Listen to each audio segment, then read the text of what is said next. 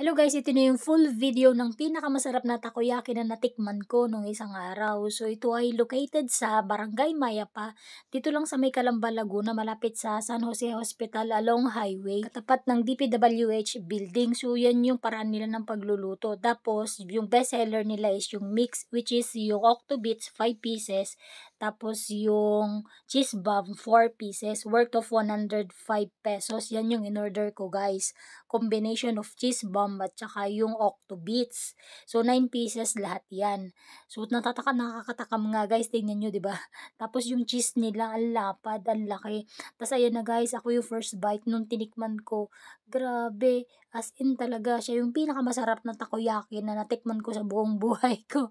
May sauce pa siya dun sa ilalim guys. So talagang nakakatakam 'yan at saka mas masarap siya talaga pagka mainit pa kainin. Ayan oh. So yan yung una kong kinain. Yun lang guys, thank you for watching. Bye!